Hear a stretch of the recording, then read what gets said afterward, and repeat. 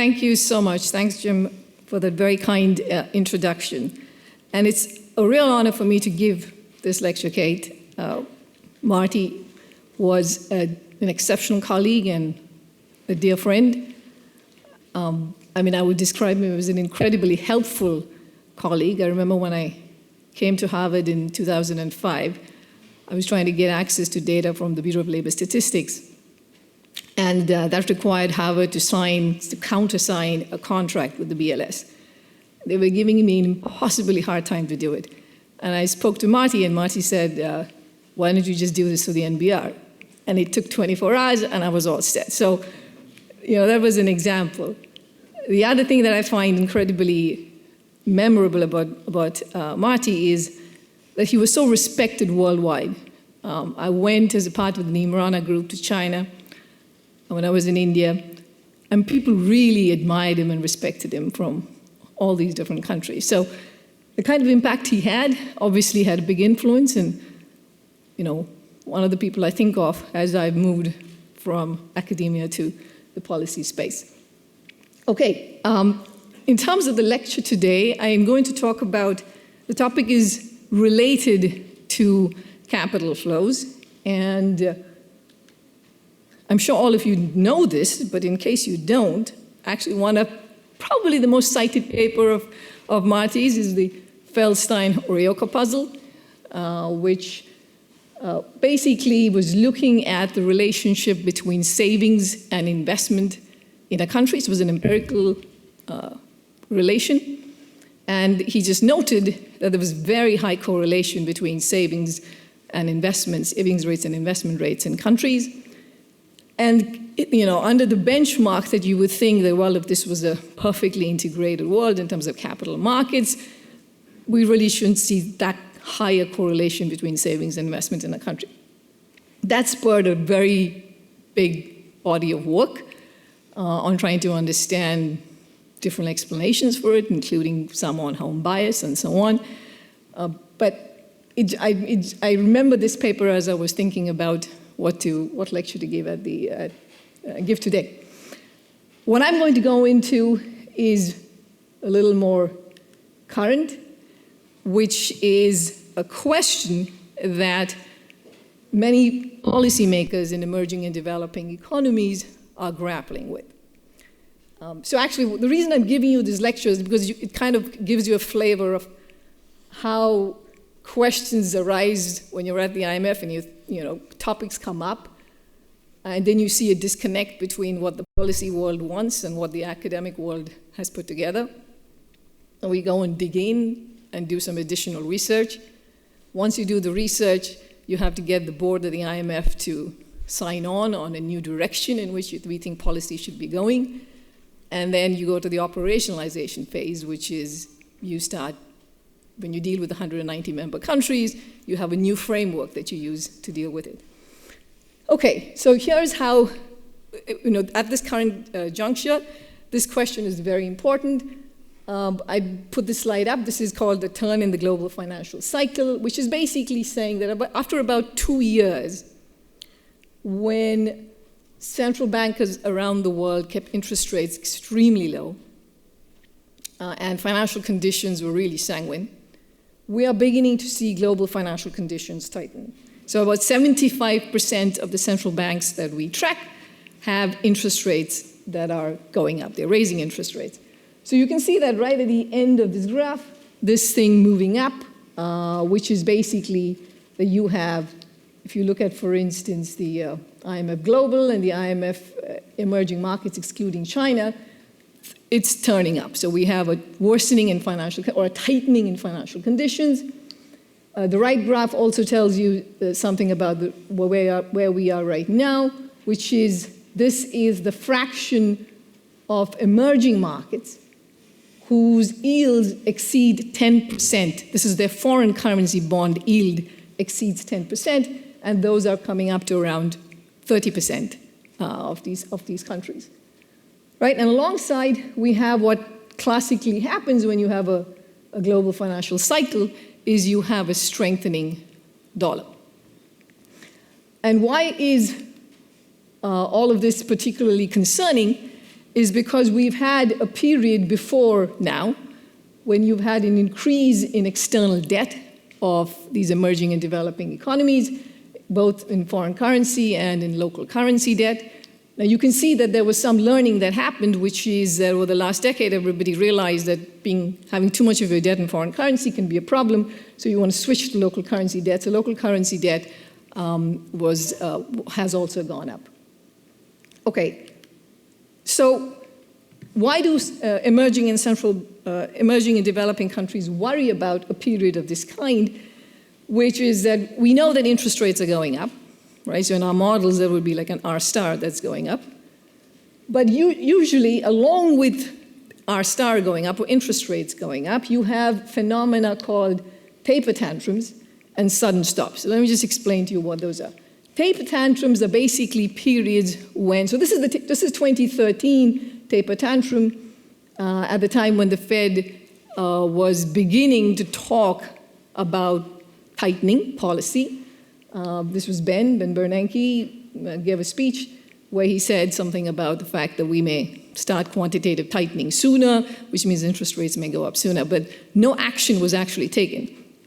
But just the expectation that there would be tightening led to increase in UIP spreads, uncovered interest parity spreads, which is the excess return on local currency bonds issued by emerging and developing economies relative to dollar interest rates. So that excess return goes up by around 200 basis points, which is quite a bit in this period. So that's called the taper tantrum. Now, this happens quite a bit for emerging and developing economies. Any kind of communication coming out of the major central banks leads their borrowing costs to move quite significantly. Even if it's only for a brief period of time, it tends to move, and that creates a need for intervention by their authorities. The right graph is what's called sudden stops, which is much more serious than the tantrum, right? The sudden stop is supposed to be an episode where you it's a nonlinear phenomenon. It's like you hit a big borrowing constraint and you get a much more nonlinear response, which then leads into having a very big growth impact. And so you can see that those were the episodes of sudden stops. The global financial crisis shows up as one. The taper tantrum is not a sudden stop because you didn't really have a big growth impact. So these are the kinds of financial market responses that you get for these countries are dealing with, which a typical advanced economy with deep financial markets doesn't even bother about. This is the kind of problems that their markets are deep enough. The one set of investors want to pull out. There's enough of the other ones that come in, and you don't have this kind of sudden stop or taper tantrum. Okay. So the question that gets posed is, are interest rates and flexible exchange rates enough to manage a turn in the global financial cycle? Right. So this is the if you go to any textbook, by textbook I mean undergraduate textbook in international economics, the typical solution would be that you just, there's nothing you have to do. You have flexible exchange rates, you move your policy rate around if you need to, and that should be enough, and that's just the right thing to do to manage a global financial cycle. In fact, again, this comes from Ben, that at the time when we had the opposite phenomenon, which was right after the GFC, when the Fed was doing a whole lot of quantitative easing, and at that time there was capital that was going into emerging and developing economies, flowing in.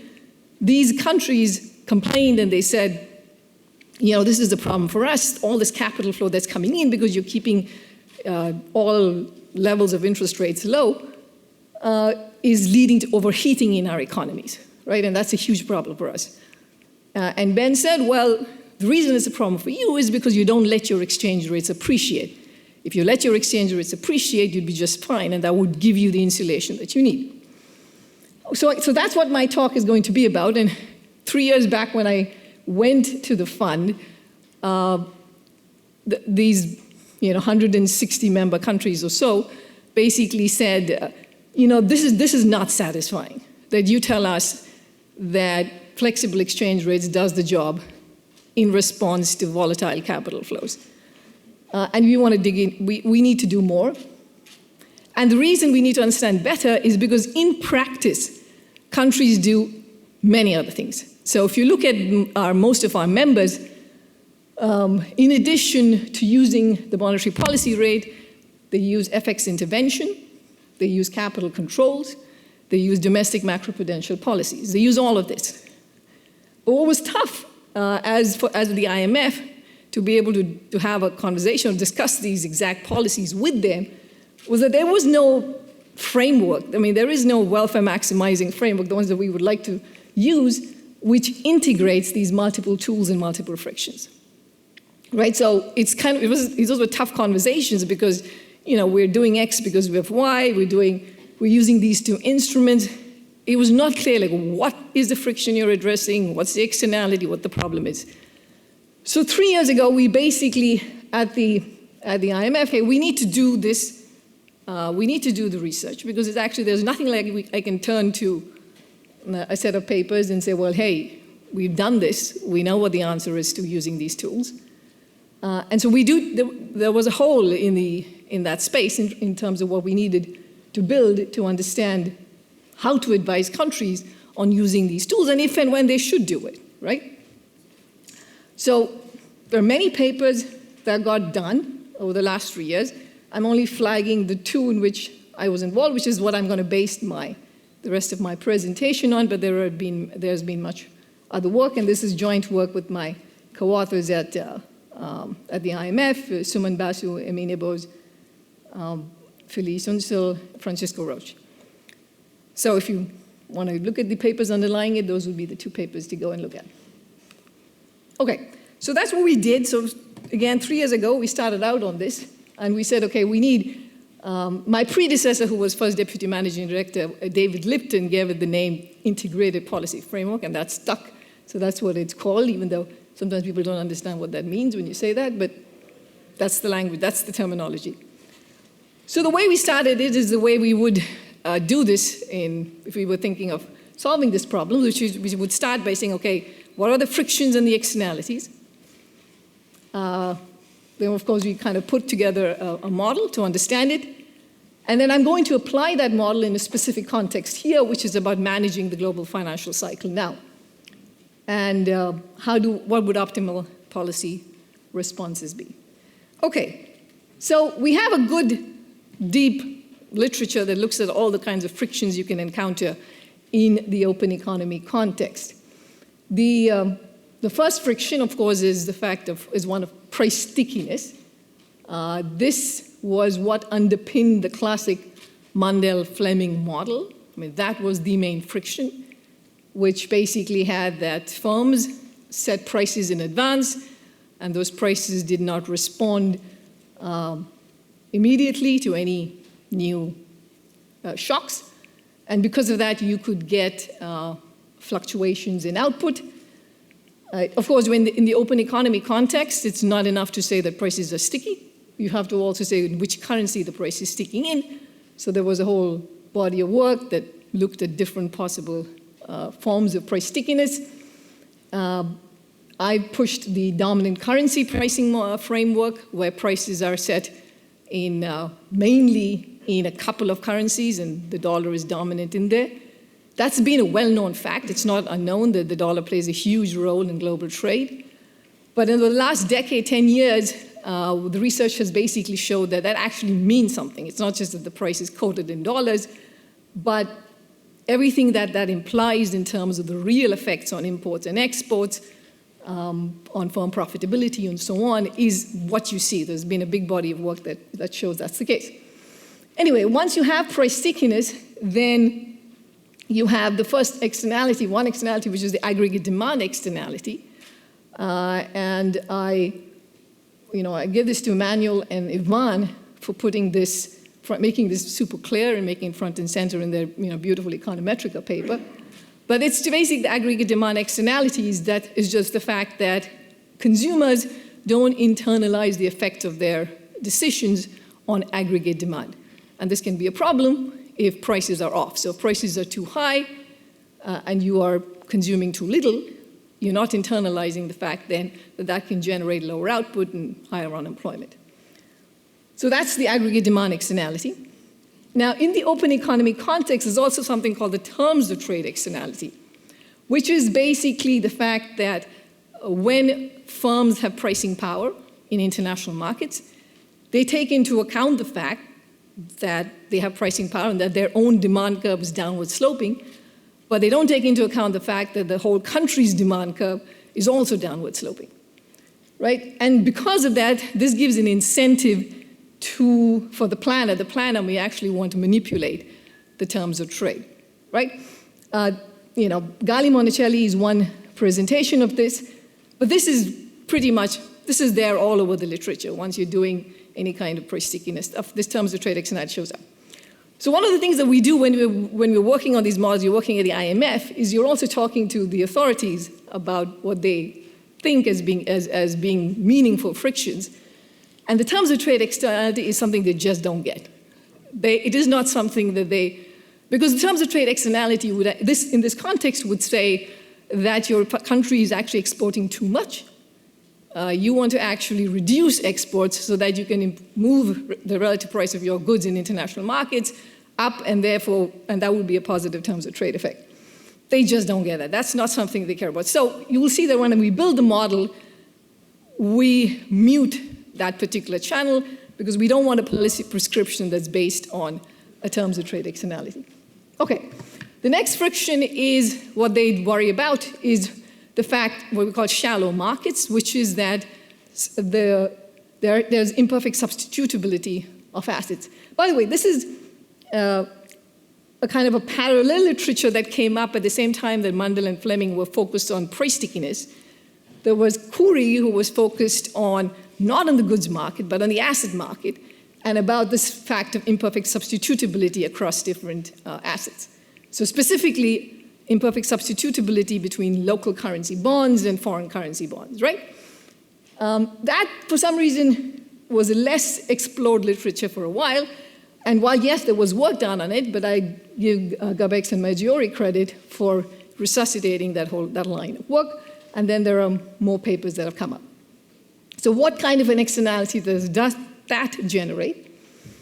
It's something what we call the financial terms of trade externality, which is basically that because these two assets, suppose this is Mexico and Mexico is issuing peso bonds, then and you have financial intermediaries who are then lending to you, they charge you a premium because of the currency risk for holding those peso bonds, right?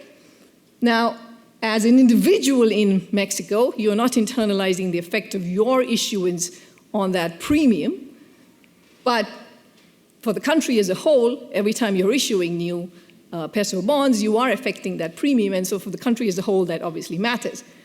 So that's an externality, again, that comes in, which a planner would care about, and they would care about why, because it's not always a problem. It's a problem when these financial intermediaries are international, right? Because that's lost resources from your country to the international financial intermediary.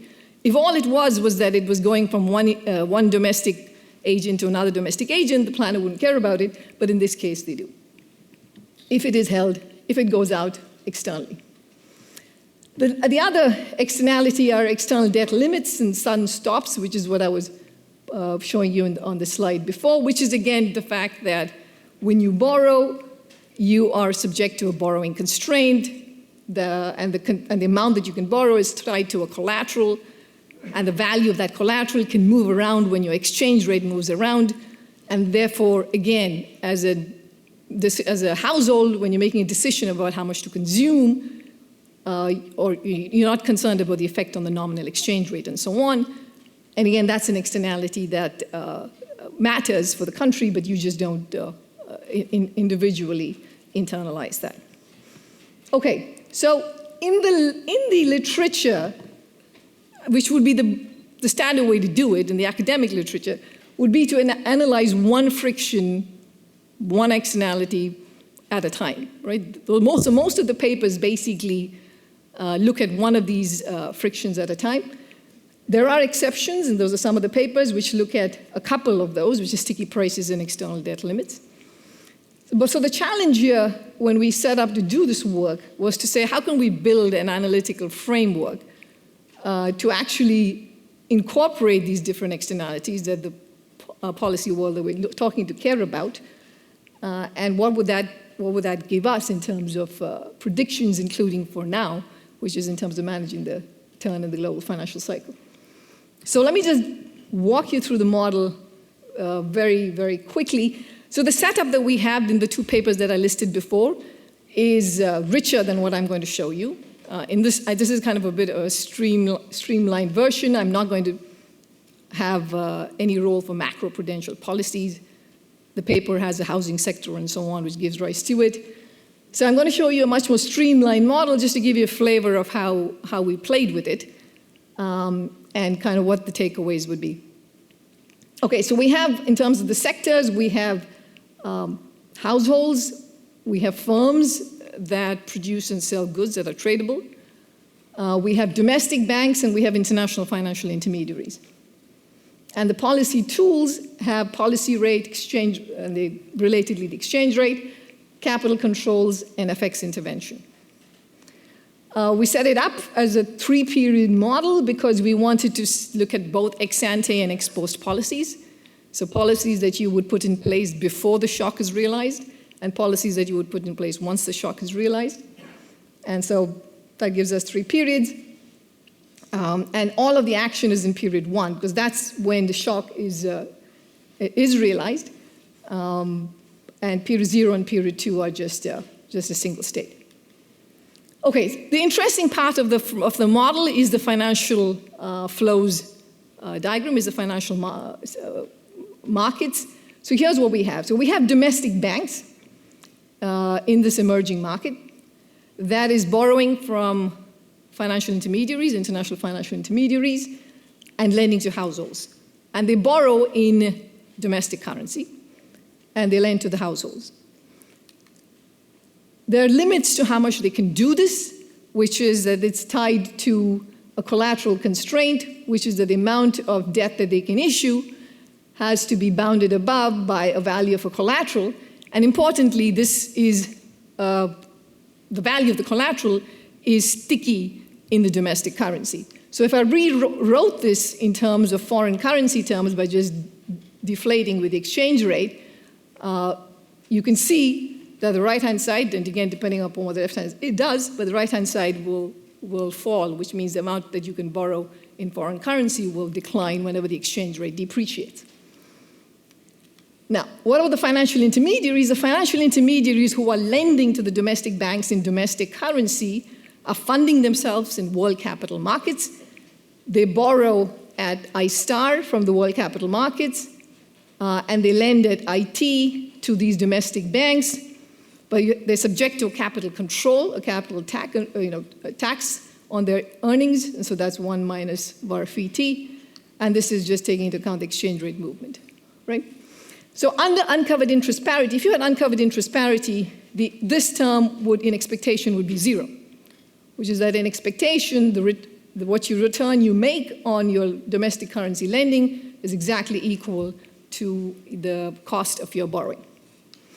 But we have this shallow market phenomenon. We allow for the shallow market phenomenon, and that's because of the imperfect substitutability of domestic currency bonds and foreign currency bonds, and that's just given by this term over here, which, by the way, is a framework of Gavex and Maggiore, which is basically that this excess return is equal to gamma times the amount of domestic currency bonds those intermediaries have to hold, okay? So this is gamma times, it's not a function, it's just a parameter gamma times what's in brackets.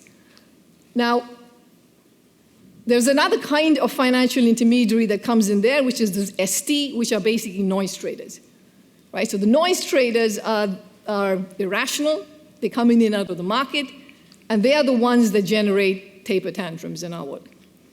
And what FX intervention can do is basically undo those taper tantrums, okay? Now, we have to be careful, because if we're saying that the central bank can come in and get rid of this friction in the market, there has to be limits to how much you can do this, because we really don't believe that the central bank is going to intermediate all of the private sector's transactions, right? So we only allow this FX intervention to work when it's dealing with these noise traders. People are coming in, so there are limits to how much they can do it. Okay, and then we have a cool trick, which is that we want to make this model have the domestic currency bonds and have the foreign currency bonds and have the mismatch in there.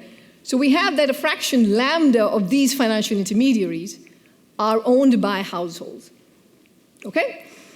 So what does that mean? So if that lambda goes to 1, which means all of these intermediaries are owned by the domestic households, then effectively all of the debt of this country is foreign currency debt, right? Because what you're doing is that the household is borrowing from in local currency terms, but you own these firms that are basically borrowing internationally in foreign currency. As lambda goes to 0, you have no currency mismatch, and you basically are then borrowing entirely in your own currency, so you don't have the currency mismatch problem. Okay, and then we have the standard, the rest of it is pretty standard on the household side, the consumption of imported goods and home goods, and on the pricing side, not surprisingly, we have dominant currency pricing for exports, at our prices, export prices are sticking in dollars at PX. Okay, so with this, there are the following wedges.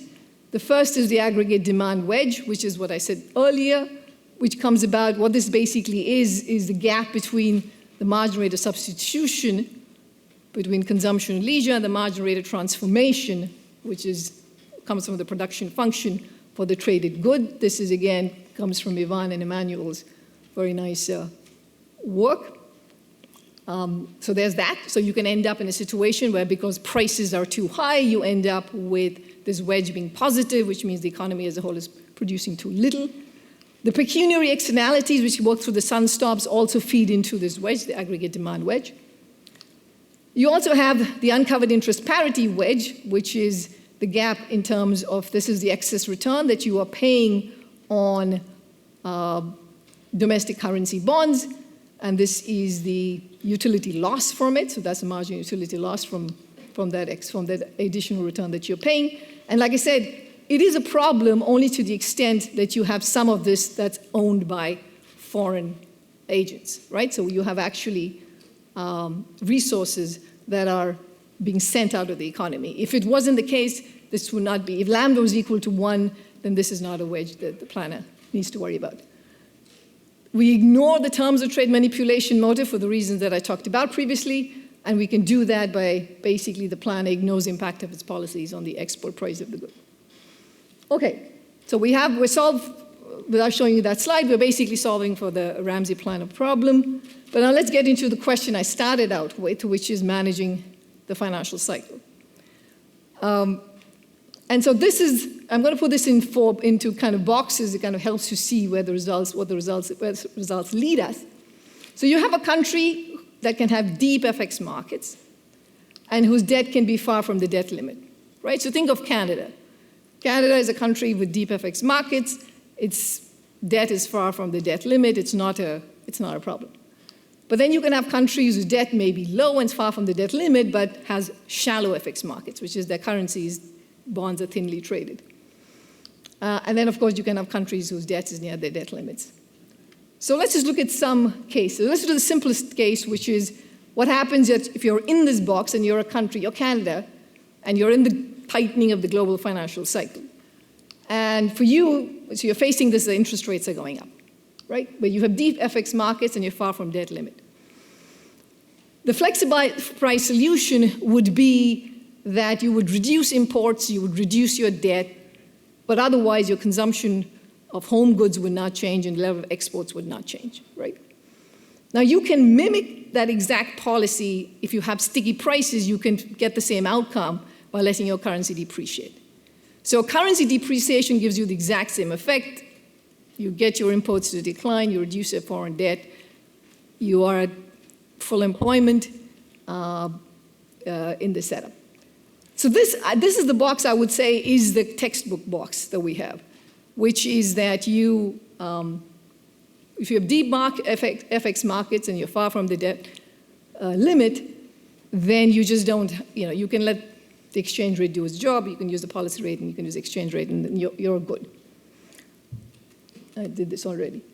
So you have a policy rate and exchange rate depreciation. It's basically, in this case, in my 3-period case, you literally keep the exchange rate. You move the exchange rate, and the policy rate doesn't change. Now let's look at a country that it has shallow FX markets. It's far from its debt limit, but has shallow FX markets. Now, a lot of countries, like for instance, Indonesia, Malaysia, Thailand, they constantly worry about this situation, that they have shallow FX markets. So then what happens in this case is you actually end up with, in the example that in one of the cases that we show you, for starkness, what you can see is that, let's look at a shock, which is what we call this a foreign appetite shock, which is S. So these are the noise traders. And so this is like a taper tantrum shock, which is some of those noise traders who are coming in and buying your domestic currency bonds decide that they don't want to do that, and they go up. So that's a problem for you. And this is like completely a noise shock. It's not a fundamental shock. And in this particular case, the result that we would arrive at is you actually want to keep your exchange rate and your policy rate unchanged, but rely only on capital flow measures and FX intervention to undo it. Right? And so why is that? So let's just look at, this is what I mean by an S shock. The external premium that you're paying in this country when you have shallow FX markets is increasing your amount of external debt. And an S shock basically moves this curve around. So at every level of debt, you're either paying a higher rate, you're paying a low rate, depending upon how these noise traders come in and out. Okay, so in this particular case, when you have shallow markets, and in a stark case where you have the symmetric kinds of shocks, then again, capital controls and FX intervention does the job for you, and you should not rely on any other tool. Right? So how does that work?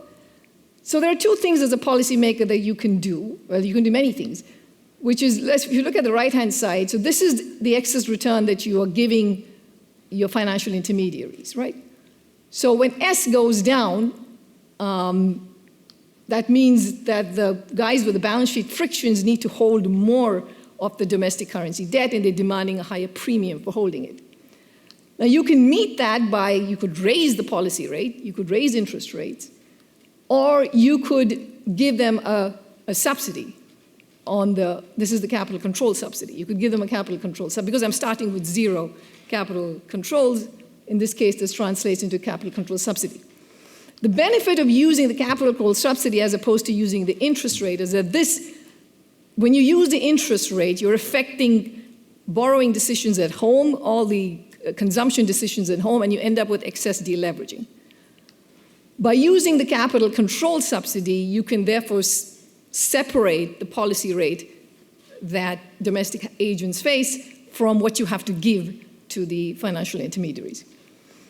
An alternate thing you could do is you could do FX intervention, which is basically what you do is you would sell FX and you would buy the domestic currency bond. So you would take the opposite side of these noise traders, which is what several of the central banks do. Okay, so then the question is, why do I need to use both these instruments? I've told you why I don't want to use a policy rate, because it's going to affect other margins. The question is, why do I need to use both FX intervention and the capital control? And the main reason is that each instrument is costly in the setup. When you use the capital control subsidy, you're losing foreign exchange to the foreigners.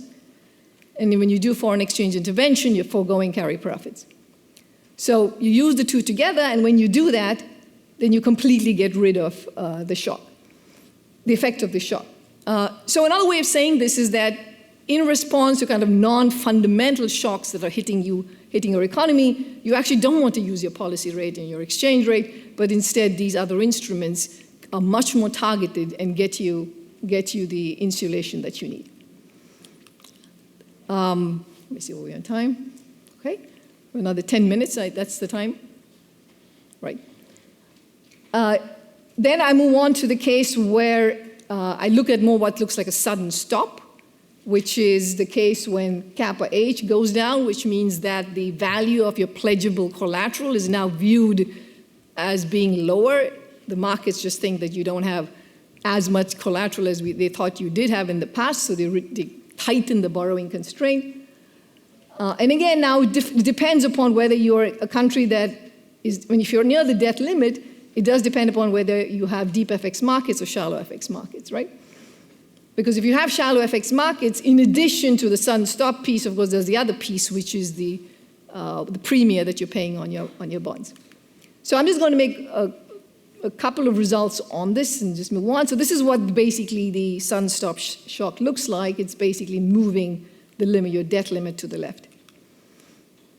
And so what happens here in the Sunstop shocks case is, what do you want to do? So you have financial intermediaries who are now think that your collateral is of less worth, and that leads to a tightening of your ability to borrow, which reduces consumption.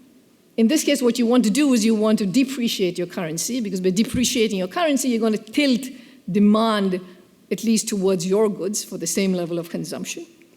The problem with doing that is, of course, that if you have foreign currency borrowing, then that depreciation of your currency is then going to tighten the constraint even more.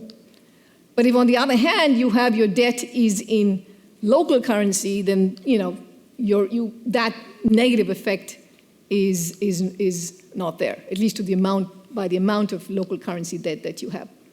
But in the setup, what you end up having is, because of the fact that these sudden stops lead to a big drop in consumption, and therefore through that an effect on your the amount of output that you produce.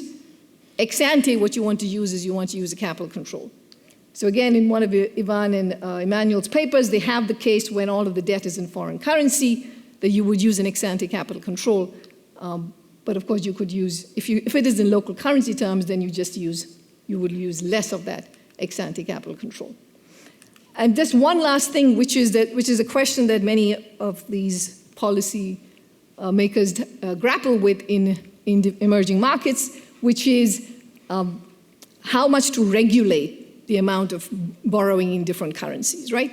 They're very concerned about mismatch. So they're very concerned about their banks having exposure to foreign currency borrowing. And so in many cases, they actually restrict it, and they say you can't have mismatch if you're borrowing in a currency in which your earnings are in. So if you look at what happens if you actually do that and you move a country which is at a point where it has shallow FX markets, then if you say that, well, you move only towards local currency borrowing, so the domestic banks get out of this intermediation business between foreign currency and domestic currency. On the plus side, you get better hedging, that's for sure, right? Because if you're moving more towards local currency debt, you use your exchange rate to depreciate exchange rate in bad times. That reduces also the value of your debt that's owed externally, so that moves in the right direction.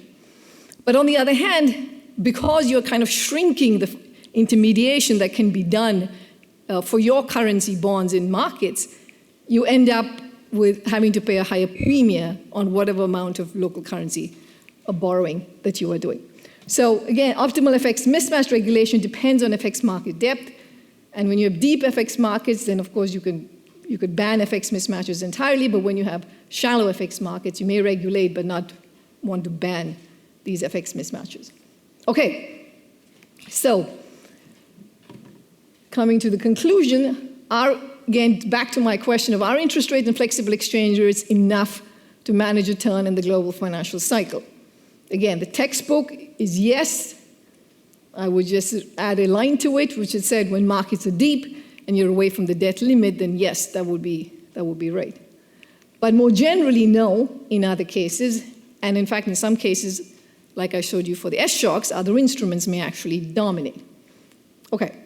Now, to be clear, we are the IMF, so we are very nervous about telling countries to use capital flow measures and FX intervention and so on. So yes, this is theory. It gives you insights about what can happen and what instruments you may want to use. But a big part of the work over the last 3 years has also been about how to handle with care, right? Which is to be in the model, the instruments work well. There's no evasion. There's no people behave as you model them. There is no concern that there will be misuse of instruments. This is a fantastic Ramsey planner who's making these decisions. But obviously for the members, these are all the concerns that they have, which is that if you say that this tool is good, you can use it, then you might have people misusing it all over the place for all the wrong reasons. And some instruments are worse than others. So the big part of the work over these last couple of years was basically a whole lot of empirical work. These are not very well identified specifications, but at the same time, as best possible to figure out how these instruments play out in the data, whether they actually provide you with the kind of insulation, whether they actually help you from a macro stability perspective, and so on. And some instruments that work and some instruments that don't work. And also, the constant refrain, which is that you don't want to use these instruments if you have, in lieu of needed changes to your macro policies, right? So if the problem is that you're spending too much and your fiscal deficit is too big, then these measures are not what you should be using. You should be addressing the fiscal problem in your country. So after doing all of that, we, just in terms of my last slide on the operationalization, which is that, so we did this, I think was it February? Yeah, February we had a board decision. So we have something called the IMF, we have what's called the IMF institutional view on capital flows, which is what the IMF says are acceptable policies on what countries can use to manage capital flows. This IPF work basically led to one big change in the IMF's institutional view, which was basically that for financial stability reasons, capital controls on inflows may be appropriate to reduce unhedged external debt stocks, right? So basically, you can use preemptive capital flow measures when a country's debt is high, and especially if it's high in foreign currency, because in that world, you are more likely to end up with financial stability problems. So this was an important kind of marker for the IMF's institutional view on capital flow management. And right now we are in the operationalizing of this work, the integrated policy framework for country surveillance. Of course, there's a lot more work that's done. We have, there's work on quantifying the framework, building data set of metrics that capture these frictions. There's always going to be judgment, which is integrating considerations beyond the models, the fact, level of institutional development of the country. For instance, if you're a low-income country and you don't have strong institutions, then you really want to communicate only one policy and one instrument, because otherwise you're going to have a huge problem managing outcomes. So getting into all of those. But anyway, I'm going to end with this, but it's been fun working on this because this kind of covered the whole spectrum from a big policy question that many central bank governors and treasuries and so on were thinking about, to kind of creating the work that was needed to help these countries, getting a change at the IMF board, and now at the operationalized stage. And as FDMD, I get to sit at the operationalization stage and deal with countries on this. All right, thank you.